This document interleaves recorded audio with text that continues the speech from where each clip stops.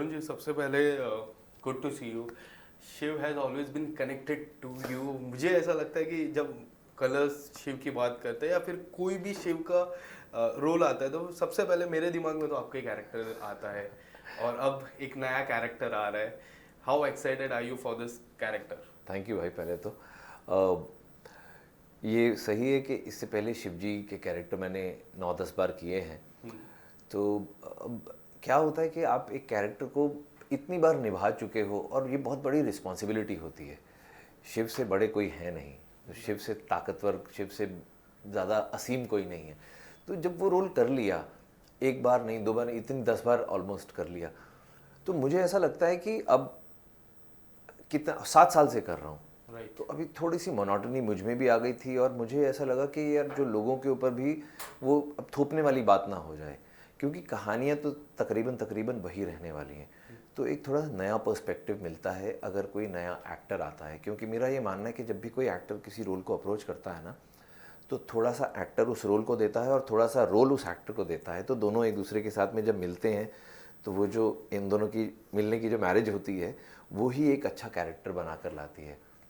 तो मुझे देवराज इंद्र का कैरेक्टर मैंने इसलिए चूज़ किया क्योंकि ये एक बहुत बड़ा चैलेंज है। राइट। क्योंकि देवराज इंद्र कहने को तो देवताओं के राजा हैं, स्वर्ग के राजा हैं, लेकिन अहिल्या बाई का किस्सा भी इन्हीं के साथ में ही जुड़ा हुआ है। अहिल्या को व्यभिचार, एडल्ट्री करवाई इन्होंने, जिसकी वजह से उन्हें गौतम ऋषि ने श्राप दे दिया था। और भी ऐसे कई किस्से हैं। विश्वामित्र का, उनकी तपस्या भंग करने के लिए मेनका को धरती पे भेज दिया। तो कहीं कहीं हमें लगता है कि इंद्र बहुत डरा हुआ आदमी है, कहीं कहीं लगता है कि इंद्र व्यभिचारी है, लेकिन उसके बावजूद वो देवताओं के राजा भी हैं। उसके बावजूद ब्रह्मा विष्णु महेश, ज़रा सी प्रॉब्लम होती है इंद्र को तो तुरंत भागे चले आते हैं उसकी मदद करने के लिए। तो ऐसा है क्या इंद्र में? तो बेसिकली हमारी सभी ज़्यादातर कहानियाँ जो हैं वो इंद्र से ही रिलेटेड होती हैं। तो इसलिए मैंने सोचा कि ये एक चैलेंज है इन्हें इनकी सही जगह दिलाने का लोगों के मानस पटल पे। एंड सबसे बड़ी बात, मैं अगर पोस्टर की मैं बात करूँ जो आपके पीछे है, इतना अच्छा, इतना सरल और इतना सच्चाई वाला पोस्टर लग रहा है, इतना सच्चाई वाला आपका किरदार रहेगा। और जो मेकअप है, जो ड्रेस है, आप अपने टीम के बारे में क्या कुछ कहना चाहोगे? कितना हार्डवर्क रहता है इस तरह के कमाल किरदार? सर, मैं अपनी टीम के लिए मतलब क्या कहूँ, उन्हें यहीं से जहाँ भी है नतमस्तक हूँ। दे आर ऑल जीनियसेस, बहुत ब्रिलियंट लोग हैं। स्टार्टिंग विद शिबू प्रिया जो हमारी ड्रेस डिज़ाइनर हैं, और फिर किशोर दादा हमारे मेकअप जो हेड हैं, लेकिन उनके नीचे भी जो जितने लड़के काम करते हैं, चाहे मयूर हो, जितने भी, दे ऑल आर ब्रिलियंट। और जो हमारे ड्रेस वाले हैं सब, आप शूटिंग देखने आते होंगे कभी कभी, तो आप लोगों के लिए तो बड़ी विशेष व्यवस्था की जाती है, लेकिन उन लोगों के लिए, बेचारों के लिए नहीं की जाती है। और कई बार 14-15 घंटे हम लोग काम करते हैं। और हमारा एक्टर्स का तो क्या, थोड़े पैम्पर्ड होते हैं, भाई जितनी देर ज़रूरत है सेट पर आए, बाकी टाइम एसी उसमें बैठे हुए हैं। वो बेचारे जितने एक्टर्स आते हैं वो सबके साथ लगातार दिन भर काम करते रहते हैं, 14-15 घंटे एकदम पिसे रहते हैं, लेकिन उसके बावजूद कभी उफ नहीं करते हैं, हंस के काम करते हैं। तो hats off to all of them. और बहुत ही अच्छे, बहुत ही प्यारी यूनिट है, और सब लोग बड़ा ध्यान रखते हैं हमारा। और जो भी मैं ये दिख रहा हूँ इसमें 99.99% उन्हीं लोगों का योगदान है। 0.001 सिर्फ मेरा है। यस। एंड शिव शक्ति की मैं बात करूँ, जिस तरह प्रोमो में दिख रहे हैं, दो अलग अलग बातें बताई जा रही। शिव के बारे में अलग बात बताई जा रही है, शक्ति के बारे में अलग बात बताई जा रही है। अगर आप बताना चाहोगे किस तरह से आपकी प्रिपरेशन रहती है कोई भी किरदार के लिए? मैं शिव का जैसे पहले ही आपको बताया था, शिव का जब भी जिक्र होता था आपका, अब इंद्र जी के लिए किस तरह की प्रिपरेशन आपकी थी? देखिए, इंद्र को मैं सबसे पहले तो एक, हमारे दिमाग में जब कोई राजा के बारे में सोचते हैं तो हम लोग धरती के राजा के बारे में सोचते हैं, लेकिन हर एक धर्म में दुनिया के स्वर्ग का, जन्नत का जिक्र है, हेवन। तो यानी ये एक ऐसा कॉन्सेप्ट है जो हर धर्म मानता है। रीबर्थ को हर धर्म नहीं मानता है। किसी धर्म में कहते हैं ये आपका पहला और आखिरी जन्म है, इसी में सब खत्म हो जाएगा, सब कुछ यही है। लेकिन जन्नत को सब मानते हैं। तो ये वहाँ का राजा है।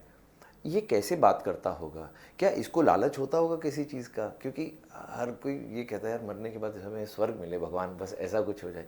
तो जो स्वर्ग का भी राजा होगा, क्या उसके कोई लालच होंगे? क्या स्वर्ग के राजा की आंखें इधर उधर होती होंगी? क्या उसके कोई डर होंगे? क्या उसकी मेंटल स्टेट रहती होगी?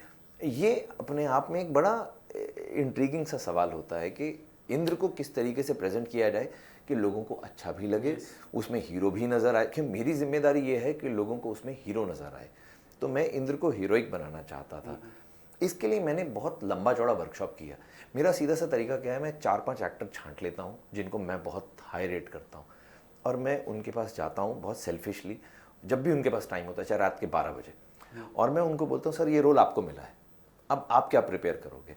और वो मुझे 15-20 मिनट में जो भी ज्ञान देते हैं, फिर मैं वो लेता हूँ और उसके ऊपर काम करता हूँ। This is how I have been preparing for the last 10-12 years. मैं इस तरीके से रोल्स को अप्रोच करता हूँ। ताप, त्याग और तांडव, ये तीनों वर्ड शिव भगवान के साथ इतने कनेक्ट हो जाते हैं। आप अगर कुछ बताना चाहोगे तीनों वर्ड का कितना इम्पोर्टेंट हो जाता है हमारे ऑडियंस। सर शिव जी के बारे में आपको सब कुछ पता है, फिर भी कुछ नहीं पता है। I know. इतनी कमाल की चीज़ नहीं है। Shiv ji is the sexiest god in the world. उनसे ज़्यादा सुंदर कुछ नहीं है, उनसे ज़्यादा रहस्यमयी भी कोई नहीं है। हर साल लाखों लोग उनके दर्शन करने अलग अलग धाम पे इंडिया में सबसे ज़्यादा टूरिज्म जो है इस टाइम ज्योतिर्लिंग पर होता है। आप कहीं जाइए, आपको 8-8 घंटे की तो वीवीआईपी लाइन में भी वेट करना पड़ता है। इतने लोग जाते हैं, यानी शिव की कितनी ज़्यादा डिमांड है आज भी। उसके बावजूद शिव के बारे में कोई नहीं जानता, कहाँ पैदा हुए, कौन है, कहाँ गए, कुछ भी नहीं पता हमारे को। हम सब अंदाजे से काम चला रहे हैं, लेकिन उनमें बिलीफ रखते हैं। वो बिलीफ कुछ तो होगा, हम सबके अंदर ही शिव है बेसिकली। कहते हैं जब सतयुग खत्म हुआ तो शिव ने कहा कहाँ जाऊँ, तो विष्णु ने उनको सजेशन दी, एक काम करो, अपने असंख्य टुकड़े कर दो और ह्यूमन बींग्स के दिल में जाके रहना शुरू कर दो। तो तभी कहा जाता है कि भगवान तो हमारे अंदर है, लेकिन हम लोग बाहर ढूंढते रहते हैं सारे। तो बेसिकली शिव सबके अंदर है, शिव बाहर नहीं है। तो लोग ये रियलाइज नहीं करते। तरुण जी, जिस तरह आप शिव का किरदार इतने टाइम से किए, नाउ इंद्र जी का, कोई ऐसी बात जो दोनों किरदारों में हो और आपकी रियल लाइफ में भी हो, एक ऐसी बात जो अगर आप शेयर करना चाहें। बहादुर हूँ मैं डरता नहीं हूँ, मैं डरता हूँ, डर के भागता नहीं हूँ। तो इंद्र भी ऐसा ही है, उसके ऊपर इतने सारे असुरों ने हमला किया, लगातार अटैक होते हैं उस पर। वो एक बहादुर आदमी है, बहादुर राजा है। वो अपने प्रजा को, जो देवताओं की प्रजा है, उनके लिए कुछ भी करने को तैयार है, किसी भी हद तक जाने को तैयार है। और हम कहानी में मैं बता नहीं सकता, I am not at the liberty to tell you the story, लेकिन ये ऐसी ऐसी चीज़ें करता है कि कोई बहुत ही ऐसा लगेगा बहुत बुरा काम किया है इसने, लेकिन उसके पास में रीज़न है कि मैं ऐसा इसलिए कर रहा हूँ क्योंकि मेरे देवलोक के जो देवतागण हैं, देवियाँ हैं, वो सब they all look up to me. उन लोगों को मैं डिसअपॉइंट नहीं कर सकता। ये वैसे ही है जैसे कि हमारे प्रधानमंत्री जी, वो अगर कुछ भी करते हैं तो उन्हें कई बार बड़े सख्त डिसीजंस लेने पड़ते हैं, जिसकी वजह से कई लोग उनको बुरा भला भी कहेंगे, यार ये क्या कर दिया मोदी ने, ये क्या कर दिया, लेकिन उन्हें पता है इन दी लॉन्गर रन वो चीज़ फ़ायदे की होती है। तो ये भी वैसा ही है। एक आखिरी सवाल, जिस तरह हमने कई बार देखा है, देवों के देव महादेव हो गए या फिर कोई भी ऐसा किरदार, आपके कितने सारे किरदार, इस बार मुझे ऐसा लग रहा है कि ये शिव और शक्ति, ये जो दो कैरेक्टर्स है, उस पर काफ़ी कुछ बताने वाला है। ऐसे ही कुछ बताने वाला है कि हमारे ऑडियंस या फिर कोई भी जो आज यंगस्टर है, जिनको शिव और शक्ति के इतनी इम्पोर्टेंस नहीं पता है, उनको काफ़ी सारी इम्पोर्टेंस जानने मिलेगी। क्या अगर कुछ ऐसा अगर सर, ये जो कैरेक्टर्स हम जो इन पे शोज़ बनाते हैं ना, ये सिर्फ इसलिए नहीं बनाते हैं कि ये कहानियाँ लोगों को पता नहीं है, लोगों को एक फेयर आइडिया होता है, लेकिन ये कहानियाँ हमें बार बार बतानी इसलिए पड़ती हैं क्योंकि हर 4-5 साल में जनरेशन चेंज हो जाती है। करेक्ट। आजकल बच्चे क्या है, कॉमिक्स पढ़ते नहीं हैं, सब मोबाइल फ़ोन पे अटके रहते हैं। अब मोबाइल फ़ोन पे एक तरफ मैं स्पाइडरमैन देख रहा हूँ, एक तरफ मैं सुपरमैन देख रहा हूँ, एक तरफ आयरन मैन देख रहा हूँ, एक तरफ हल्क देख रहा हूँ, एक तरफ हनुमान जी देख रहा हूँ, एक तरफ शिव जी देख रहा हूँ। सुपरमैन में वो सारी पावर्स हैं जो बजरंग बली में है, तो बड़ा कौन हुआ फिर? तो बच्चे कहेंगे बजरंग बली में क्या खासियत है, ये तो सुपरमैन भी कर लेता है, दीवार पे तो स्पाइडरमैन भी चढ़ जाता है, आयरन मैन भी हवा में उड़ जाता है। तो हमें बताना पड़ेगा कि ये आइडियाज़ बाद में आए थे गोरों को, हमारे आइडियाज़ ओरिजिनल हैं, उन्हें हमारे भगवानों से ही ये आइडियाज़ मिले हैं। दूसरी बात, हमारे भगवान के पास में अगर शक्ति है तो उस शक्ति से भी बड़ी शक्ति क्या है, हमारी उनके प्रति भक्ति। भगवान को शक्ति देती है हमारी भक्ति, भक्त की भक्ति। ये आज की जनरेशन को बताना ज़रूरी है और हर जनरेशन को बताना ज़रूरी है। जब तक इंसान रहेंगे तब तक इस तरह की स्टोरीज बनाना भी ज़रूरी रहेगा। Thank you so much sir and all the best for 19। Thank you.